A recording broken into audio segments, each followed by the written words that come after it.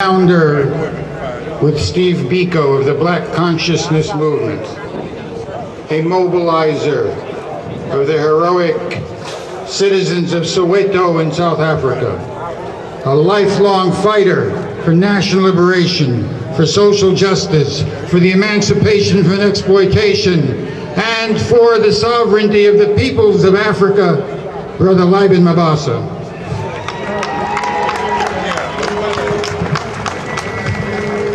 When I heard that buses were stopped to come to this million workers march, I said, is apartheid alive in the United States of America?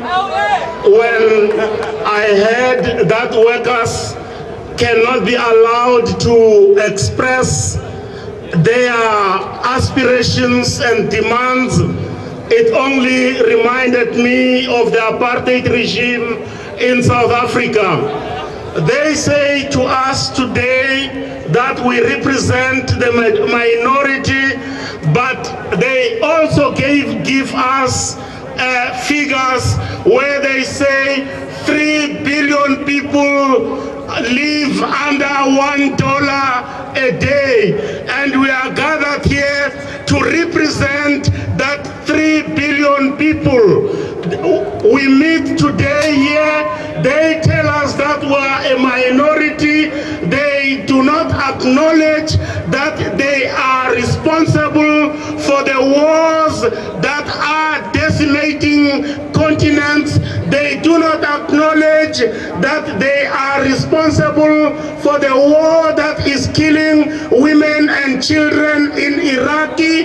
They do not acknowledge that they are responsible for the war that is killing women and children in more than 13 countries of the African continent. And we stand here and say the Million Workers March represents the majority of the world's people. They say to us that things in the world today are much better off.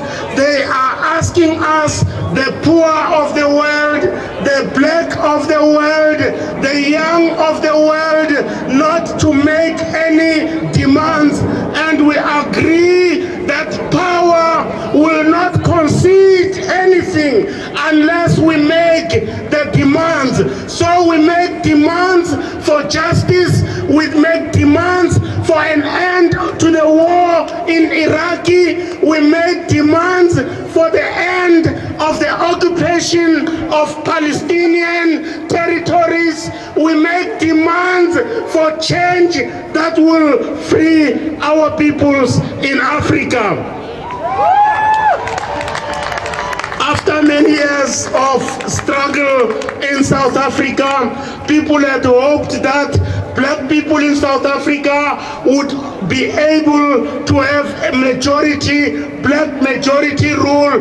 They did not know that our people will be forced to pay the apartheid debt.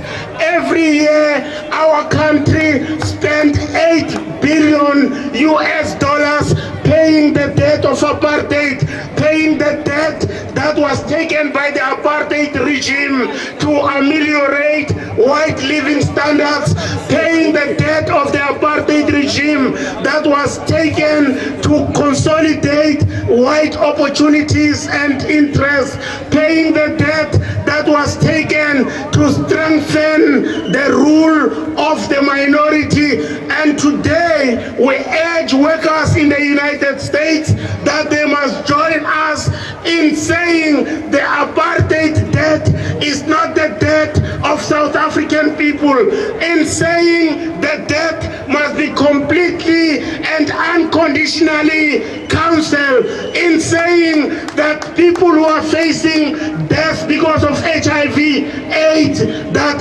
our people should be given a chance. We stand today representing workers in Africa whose economies don't work because of the debt burden. Countries like Togo, which annually has to spend half of its annual budget on debt repayment, debt servicing. We are saying the debt in Africa is not the debt of African people, and we call and urge you to support us in its unconditional cancellation, in its unconditional cancellation, in its unconditional cancelling.